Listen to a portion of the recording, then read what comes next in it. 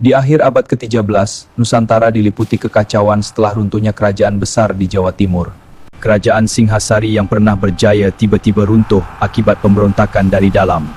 Pemberontakan itu dipimpin oleh seorang adipati dari Kediri bernama Katwang. Serangan Jaya Katwang berhasil menggulingkan Raja Besar Kertanegara. Dengan jatuhnya Singhasari, kekuasaan di Jawa Timur pun berubah drastis.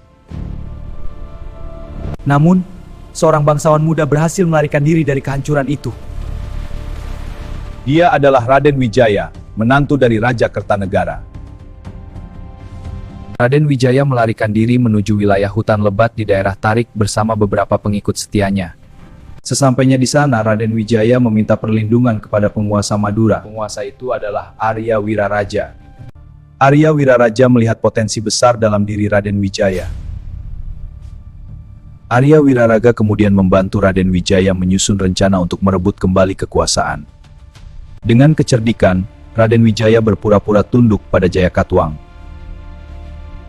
Jaya Katwang akhirnya mengizinkan Raden Wijaya membuka wilayah baru di hutan Tarik. Hutan itu kemudian dibuka oleh Raden Wijaya dan dijadikan pemukiman baru. Saat membuka hutan, para prajurit Raden Wijaya menemukan buah maja yang rasanya pahit. Dari situlah nama Majapahit berasal. Maja adalah buahnya, dan pahit menggambarkan rasanya, namun di balik nama pahit itu tersimpan rencana besar. Sementara itu dari utara, datang ancaman besar dari Kekaisaran Mongol, dikirim oleh Kublai Khan. Mereka datang untuk menghukum Kertanegara, yang menolak tunduk pada Mongol. Namun saat mereka tiba di Jawa, Singhasari sudah runtuh, sedangkan Raden Wijaya melihat ini sebagai peluang emas. Bersama mereka, ia menyerang Jaya Katwang di Kediri. Pertempuran besar pun terjadi. Akhirnya Jaya Katwang berhasil dikalahkan. Pasukan Kediri jatuh ke tangan Raden Wijaya dan pasukan Mongol.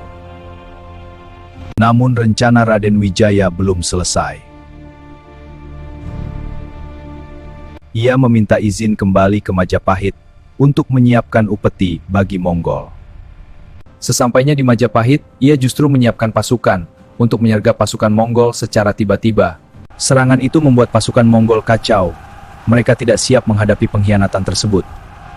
Akhirnya pasukan Mongol terpaksa mundur dari Jawa. Kemenangan ini membuka jalan bagi lahirnya kerajaan baru.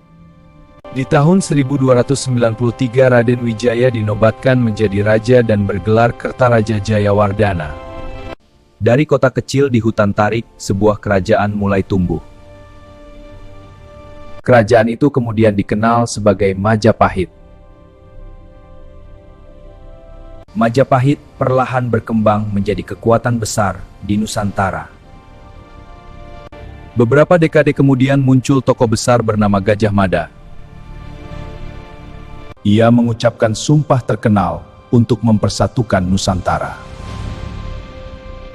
Sumpah itu dikenal sebagai Sumpah Palapa. Di masa kejayaannya, Majapahit menguasai wilayah luas Asia Tenggara. Pengaruhnya meliputi banyak pulau di Nusantara. Semua berawal dari kecerdikan seorang pelarian. Dari buah maja yang pahit, lahirlah kerajaan besar Majapahit.